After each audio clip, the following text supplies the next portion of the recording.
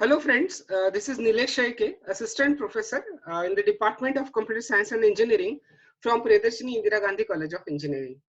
Let us explore on the topic K-means algorithm. Uh, Before seeing K-means algorithm, let us understand, let us clear our concept regarding clustering. What is clustering? Clustering is finding the group of objects in a such that objects in a group will be similar. That means they will be having the similar properties, while the objects in the different group will be having different properties. Now consider the case here that uh,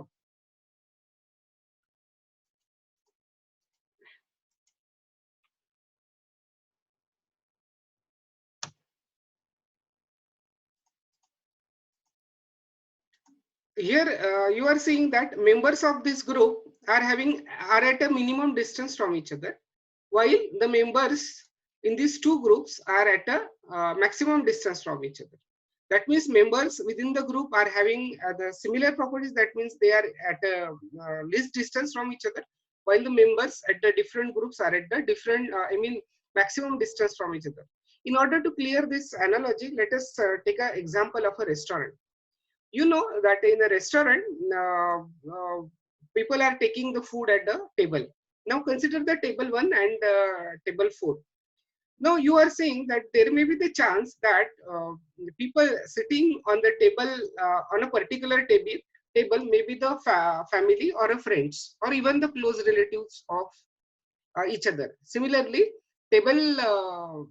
person sitting on another table may be the friends or close relatives of each other, but there will be hardly any relation between the member of a table, between the member of a table 1 and a member of a table 2. uh, this is one example of this is an example regarding the similarities, that there is a similarity, they are the family members of each other. Similarly, let us take another example of a supervisor. In the supervisor, you can see that many products are sectionized in a different way. Like what I mean to say is that there is a separate section of dairy products. You can find a separate section of beauty products. Similarly, there is a separate section of grains. You will hardly find that mangoes are kept with the beauty products. This is done for the convenience of the customers. That shop owner is doing a segmentation of the product. That means he is doing a clustering of the his products for targeting the more number of customers. Now, in order to understand the real application of this clustering, consider the example of a Netflix.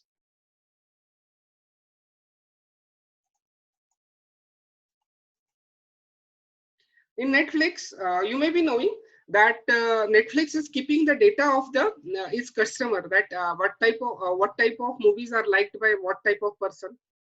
That means whom thriller movies like, whom romantic movies like, whom fighting movies like. This type of data is kept by the Netflix, and it also keeps the data that which viewer is repeating which type of scenes at what is the duration of the scene that is seen by a particular viewing, and Netflix is utilizing whole of this data for recommending the type of movies to him. That now Netflix knows, okay, this is a fellow, so he has seen so much thriller movies, so let us send such type of thriller recommendation of these thriller movies to it. So these are the examples of a real life application of Netflix, clustering. Now, in order to understand what actually clustering is, we must know the concept of Euclidean distance. Euclidean distance is useful for calculating the distance between 2 points. Now, this is the formula for calculating the distance between 2 points: square root of the sum of the subtraction of the x coordinates and the y coordinates. This is how we can find the distance between 2 points. Now, let us move to the K-means algorithm. K-means algorithm, here K stands for the number of clusters. Suppose consider the case that you have salaries of different individuals within your data set. Now I have plotted the salaries of individuals in a data set available with me, and you can view that yeah, initial for we want to have a 3 clusters suppose out of it. That means I want to have a cluster for middle class families having income in the middle group, higher group, and lower group. This way I want to make 3 clusters. So what is the first stage? What is the first step in the clustering is you take the initial random centroids of the cluster. That means suppose for a cluster 1, I am taking this K1 as a centroid. For the cluster 2, I am taking K2 as a centroid, and for cluster 3, I am taking K3 as a centroid.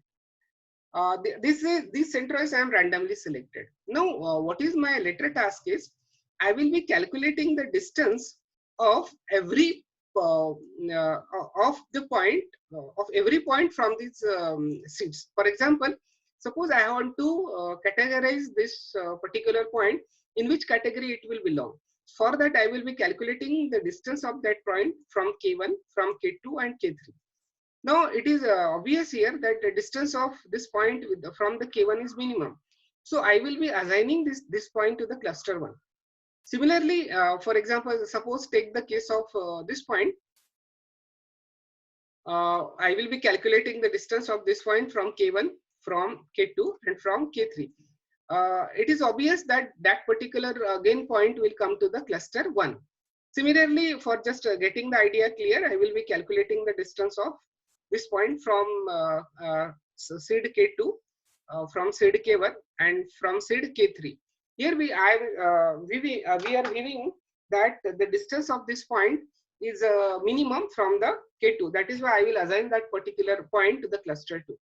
This way, I will be assigning all the points within the amongst the different clusters, and my picture will be like this. This is how we have created 3 clusters here. This is cluster 1, this is cluster 2, and this is cluster 3. Now, what is our further step is, initially we were knowing that we were calculating the centroids randomly. We were not calculating at all. We have randomly selected the centroid. But now we have clusters. So what we will be doing is, we will be calculating the centroids of this cluster.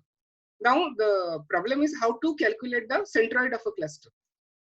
For that matter, I will be taking the average or the mean of the x coordinates of various points in this cluster, as well as y coordinates, average of the y coordinates of these points of the cluster. And this way I will get x coordinate, one value for x coordinate and one value for y coordinate. And I will be taking that point having those coordinates as a centroid. Similarly, I will be calculating centroid for this cluster, and similarly I will be calculating the centroid for this cluster, and I will be repeating the process. Which process I will be repeating? That I will be taking the the distance of all the points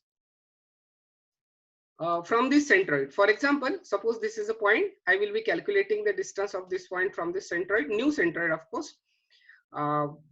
Calculating the distance of this point from here and from centroid C3, I mean K3, newly centroid. So here we are seeing that the distance, it is possible in this situation, see that this distance of K2 from this point may be less than the point, or the centroid of the cluster 1. So this particular point will move into the cluster 2. This way, however, the means depending upon the minimum distances, these different data points will be moving in the different clusters. And after moving of all these points, scenario will be like this.